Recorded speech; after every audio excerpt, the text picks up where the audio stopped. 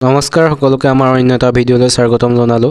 মই হৈছো পবিত্ৰ বৰা আৰু আপোনালোকে চাই আছে ষ্টাডি উইথ পবিত্ৰ।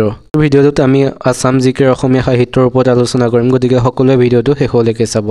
যিসকলে আমাৰ চেনেলটো এতিয়াও ছাবস্ক্ৰাইব কৰা নাই সেইসকলে চেনেলটো ছাবস্ক্ৰাইব কৰিব, লাইক কৰিব আৰু বন্ধু-বান্ধৱীৰ সৈতে শ্বেয়াৰ কৰি দিব।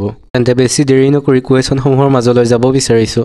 আজিৰ প্ৰথম কুৱেশ্যনটোত সুধিছে জ্ঞানপীঠ বঁটা বিজয়ী প্ৰথম অসমীয়া পুথিখনৰ নাম কি? জ্ঞানপীঠ বঁটা বিজয়ী প্ৰথম অসমীয়া পুথিখনৰ নাম কি সুধিছে। ইয়াৰ অপশ্যনত দিছে বেদনাৰ উল্কা, পপীয়া তৰাৰ সাধু, মৃত্যুঞ্জয়, অনুৰাধাৰ দেই। এই অপশ্যন কেইটাৰ ভিতৰত শুদ্ধ উত্তৰটো হৈছে অপশ্যন চি মৃত্যুঞ্জয়। মৃত্যুঞ্জয় হৈছে জ্ঞানপীঠ বঁটা বিজয়ী প্ৰথম অসমীয়া পুথি। এতিয়া আহিছোঁ ইয়াৰ পিছৰ কুৱেশ্যনটোলৈ।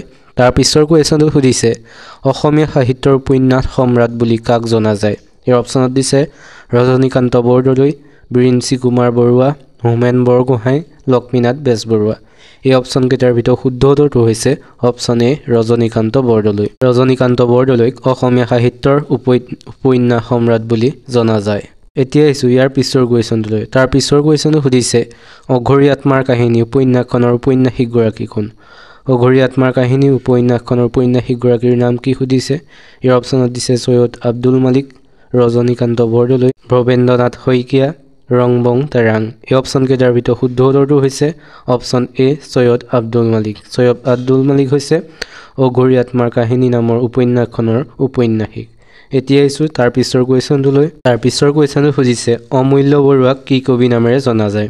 এই অপশ্যনত দিছে বিহগী কবি, শেৱালিৰ কবি, অচিনাৰ কবি, বনফুলৰ কবি। এই অপশ্যন কেইটাৰ ভিতৰত শুদ্ধ উত্তৰটো হৈছে অপশ্যন চি অচিনাৰ কবি।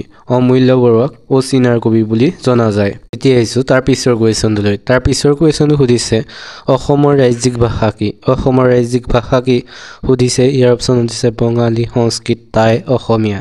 এই অপশ্যন কেইটাৰ ভিতৰত কোনটো শুদ্ধ হ'ব সকলোৱে কমেণ্ট কৰি জনাব। এইটো একেবাৰে সাধাৰণ কুৱেশ্যন, গতিকে সকলোৱে ইয়াৰ উত্তৰটো কমেণ্ট কৰি জনাব। এতিয়া আহিছোঁ তাৰ পিছৰ কুৱেশ্যনটোলৈ। তাৰ পিছৰ কুৱেশ্যনটো সুধিছে জ্ঞানপীঠ বঁটা বিজয়ী প্ৰথম অসমীয়া সাহিত্যিকগৰাকীৰ নাম কি? জ্ঞানপীঠ বঁটা বিজয়ী প্ৰথম অসমীয়া সাহিত্যিকগৰাকীৰ নাম কি সুধিছে। ইয়াৰ অপশ্যনত দিছে মেদিনী চৌধুৰী, বেণুধৰ ৰাজখোৱা, বীৰেন্দ্ৰ কুমাৰ ভট্টাচাৰ্য, মহিম বৰা। এই অপশ্যন কেইটাৰ ভিতৰত শুদ্ধ উত্তৰটো হৈছে অপশ্যন চি বীৰেন্দ্ৰ কুমাৰ ভট্টাচাৰ্য। বীৰেন্দ্ৰ কুমাৰ ভট্টাচাৰ্য হৈছে জ্ঞানপীঠ বঁটা বিজয়ী প্ৰথম অসমীয়া সাহিত্যিক। এতিয়া আহিছোঁ তাৰ পিছৰ কুৱেশ্যনটো। তাৰ পিছৰ কুৱেশ্যনটো সুধিছে জ্ঞানপীঠ বঁটা বিজয়ী দ্বিতীয়গৰাকী অসমীয়া ব্যক্তিৰ নাম কি? ইয়াৰ অপশ্যনত দিছে মামণি ৰয়ছম গোস্বামী, লক্ষ্মীনন্দন বৰা, লক্ষ্মীনাথ বেজবৰুৱা, কাঞ্চন বৰুৱা। এই অপশ্যন কেইটাৰ ভিতৰত শুদ্ধ উত্তৰটো হৈছে অপশ্যন এ মামণি ৰয়ছম গোস্বামী। মামণি ৰয়ছম গোস্বামী হৈছে জ্ঞানপীঠ বঁটা বিজয়ী দ্বিতীয়গৰাকী অসমীয়া ব্যক্তি। এতিয়া আহিছোঁ তাৰ পিছৰ কুৱেশ্যনটোলৈ। তাৰ পিছৰ কুৱেশ্যনটো সুধিছে অসমীয়া ব্যাকৰণক আধুনিক ৰূপ দিওঁতা প্ৰথম ব্যক্তিজন কোন?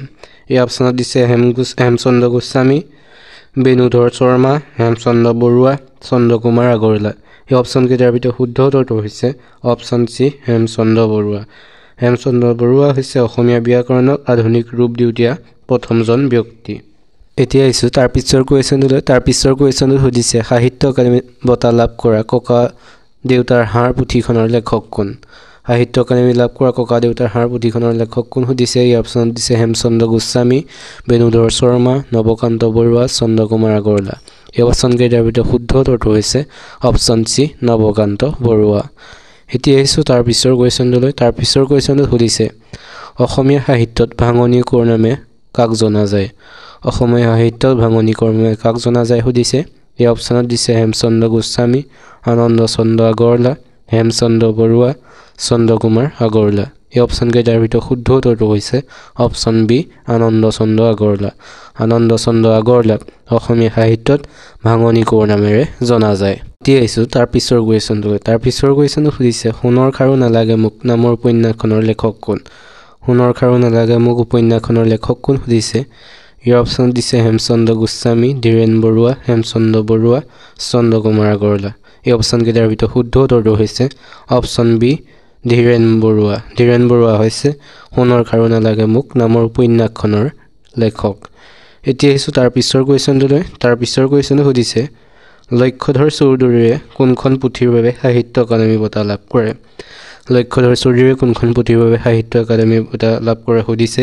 ইয়াৰ অপশ্যনত দিছে ভিন্নজন ভিন্ন মত, এ নিশাৰ অতিথি, মইনামতি মানুহ বিচাৰি এই অপশ্যন কেইটাৰ ভিতৰত শুদ্ধ উত্তৰটো হৈছে অপশ্যন ডি মানুহ বিচাৰি এতিয়া আহিছোঁ তাৰ পিছৰ কুৱেশ্যনটোলৈ তাৰ পিছৰ কুৱেশ্যন সুধিছে অসমীয়া কাব্য সাহিত্যত অপ্ৰমাদী কবি বুলি কাক জনা যায় অসমীয়া কাব্য সাহিত্যত অপ্ৰমাদী বুলি কাক জনা যায় সুধিছে ইয়াৰ অপশ্যনত দিছে শংকৰদেৱক মাধৱ কন্দলিক অনন্ত কন্দলিক এই অপশ্যন কেইটাৰ ভিতৰত শুদ্ধ উত্তৰটো হৈছে অপশ্যন চি মাধৱ কন্দলিক অসমীয়া কাব্য সাহিত্যত অপ্ৰমাদী কবি বুলি জনা যায় আমাৰ ভিডিঅ'টো চাই সকলোৱে কেনেকুৱা পাইছে এটা কমেণ্ট কৰিব যিসকলে চেনেলটো চাই ভাল পাইছে সেইসকলে চেনেলটো ছাবস্ক্ৰাইব কৰিব লাইক কৰিব আৰু বন্ধু বান্ধৱীৰ সৈতে শ্বেয়াৰ কৰি দিব এতিয়া আহিছোঁ তাৰ পিছৰ কুৱেশ্যনটোলৈ তাৰ পিছৰ কুৱেশ্যনটো সুধিছে বিহগী কবি বুলিলে কোনজন অসমীয়া কবিক বুজায় বিহগী কবি বুলি কাক কোৱা হয় সুধিছে ইয়াৰ অপশ্যনত দিছে কমলাকান্ত ভট্টাচাৰ্য অম্বিকাগিৰি ৰায়চৌধুৰী ৰঘুনাথ চৌধুৰী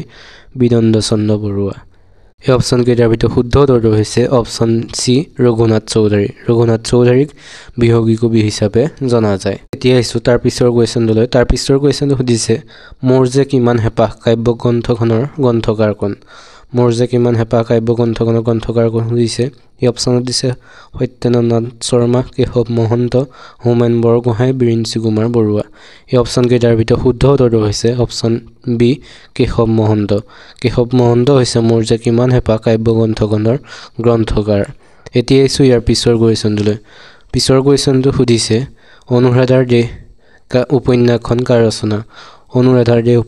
কাৰ ৰচনা সুধিছে ইয়াৰ অপশ্যনত দিছে হেমচন্দ্ৰ গোস্বামীৰ ভৱেন্দ্ৰনাথ শইকীয়াৰ ফণীন্দ্ৰ কুমাৰ দেৱচৌধুৰীৰ চন্দ্ৰ কুমাৰ আগৰৱালাৰ এই অপশ্যন কেইটাৰ ভিতৰত শুদ্ধ উত্তৰটো হৈছে অপশ্যন চি ফণীন্দ্ৰ কুমাৰ দেৱচৌধুৰীৰ এতিয়া আহিছোঁ ইয়াৰ পিছৰ কুৱেশ্যনটোলৈ তাৰ পিছৰ কুৱেশ্যনটো সুধিছে ৰংমিলিৰ হাঁহি উপন্যাসখন কোনে লিখিছিল সুধিছে ইয়াৰ অপশ্যন দিছে যোগেশ দাস ৰংবং তেৰাং হেমচন্দ্ৰ বৰুৱা ভৱেন্দ্ৰনাথ শইকীয়া অপশ্যন কেইটাৰ ভিতৰত শুদ্ধ উত্তৰটো হৈছে অপশ্যন বি ৰংবং তেৰাং হৈছে ৰংমিলিৰ হাঁহি উপন্যাসখনৰ উপন্যাসিক ইয়াৰ পিছৰ কুৱেশ্যনটো সুধিছে প্ৰথম অসমীয়া চনেট কবিতা পুথিখনৰ ৰচক কোন সুধিছে এই অপশ্যনত দিছে হেমচন্দ্ৰ গোস্বামী ৰঘুনাথ চৌধুৰী নীলমণি ফুকন হিতেশ্বৰ বৰবৰুৱা এই অপশ্যন কেইটাৰ ভিতৰত শুদ্ধ উত্তৰটো হৈছে অপশ্যন ডি হিতেশ্বৰ বৰবৰুৱা হৈছে প্ৰথম অসমীয়া চনেট কবিতা পুথিখনৰ ৰচক এতিয়া আহিছোঁ ইয়াৰ পিছৰ কুৱেশ্যনটোলৈ তাৰ পিছৰ কুৱেশ্যনটো সুধিছে সাহিত্য একাডেমী পুৰস্কাৰ লাভ কৰা প্ৰথম অসমীয়া গল্প সংকলনখন কি সুধিছে ইয়াৰ অপশ্যনত দিছে বনফুল গোলাম শৃংখল মৃত্যুঞ্জয় এই অপশ্যন কেইটাৰ ভিতৰত শুদ্ধ উত্তৰটো হৈছে অপশ্যন বি গোলাম হৈছে সাহিত্য একাডেমী পুৰস্কাৰ লাভ কৰা প্ৰথম অসমীয়া গল্প সংকলন আমি অসমীয়া কলা সংস্কৃতিৰ ওপৰত আহিব পৰা কুৱেশ্যনসমূহ আলোচনা কৰিবলৈ লৈছোঁ ইয়াৰ প্ৰথম কুৱেশ্যনটো হৈছে অসমীয়া সাহিত্য সংস্কৃতিৰ প্ৰাণপুৰুষ বুলি কাক কোৱা হয় সুধিছে ইয়াৰ অপশ্যনত দিছে শ্ৰীমন্ত শংকৰদেৱক জ্যোতিপ্ৰসাদ আগৰৱালাক বিষ্ণুপ্ৰসাদ ৰাভাক লক্ষ্মীনাথ বেজবৰুৱাক এই অপশ্যন কেইটাৰ ভিতৰত শুদ্ধ উত্তৰটো হৈছে অপশ্যন এ শ্ৰীমন্ত শংকৰদেৱক অসমীয়া সাহিত্য সংস্কৃতিৰ প্ৰাণপুৰুষ বুলি কোৱা হয় এতিয়া আহিছোঁ ইয়াৰ পিছৰ কুৱেশ্যনলৈ তাৰ পিছৰ কুৱেশ্যনটো সুধিছে অসমৰ কোনটো জনগোষ্ঠীয়ে বাইখু আৰু ফৰকান্তি উৎসৱ পালন কৰে এই অপশ্যনত দিছে চাওতালসকলে বড়োসকলে ৰাভাসকলে কাৰ্বিসকলে এই অপশ্যন কেইটাৰ ভিতৰত শুদ্ধ উত্তৰটো হৈছে অপশ্যন চি ৰাভাসকলে বাইখু আৰু ফৰকান্তি উৎসৱটো পালন কৰে এতিয়া আহিছোঁ তাৰ পিছৰ কুৱেশ্যনটো সুধিছে তলৰ কোনটো উৎসৱ অসমৰ চাহ বাগিচাৰ বনোৱাৰ উৎসৱ নহয়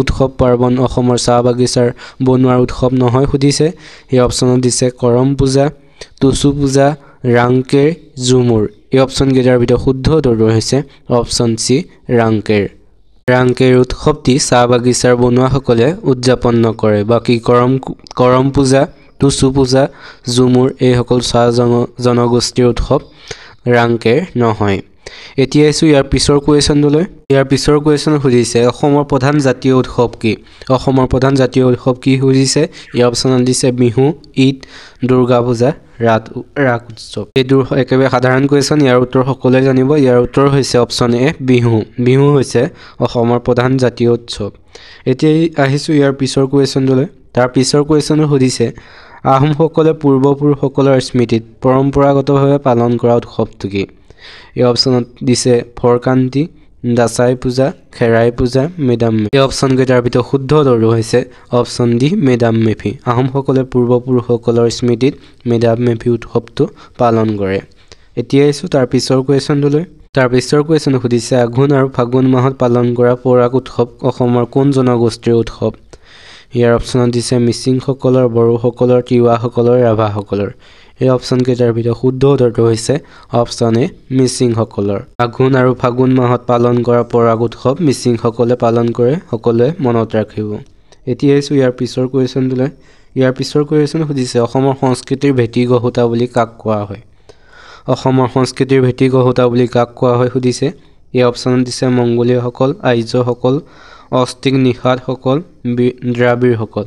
এই অপশ্যনকেইটাৰ ভিতৰত শুদ্ধ উত্তৰটো হৈছে অপশ্যন চি অষ্টিক নিষাদসকল। অষ্টিক নিষাদসকলক অসমৰ সংস্কৃতিৰ ভেটি গঢ়োতা বুলি কোৱা হয়। এতিয়া ইয়াৰ পিছৰ কুৱেশ্যন সুধিছে অসমীয়া সংস্কৃতি মূলতঃ কিহৰ ভিত্তিত গঠিত সংস্কৃতি? অসমীয়া সংস্কৃতি মূলতঃ কিহৰ ভিত্তিত গঠিত সংস্কৃতি সুধিছে। ইয়াৰ অপশ্যনত দিছে আমদানিকৃত, সমন্বয়ৰ, ধনিক শ্ৰেণীৰ, মধ্যবিত্ত শ্ৰেণীৰ। এই অপশ্যনকেইটাৰ ভিতৰত শুদ্ধ উত্তৰটো হৈছে অপশ্যন বি সমন্বয়ৰ। অসমীয়া সংস্কৃতি মূলতঃ সমন্বয়ৰ ভিত্তিত গঠিত সংস্কৃতি। এতিয়া আহিছোঁ আজি শেষৰ কুৱেশ্যনটোলৈ।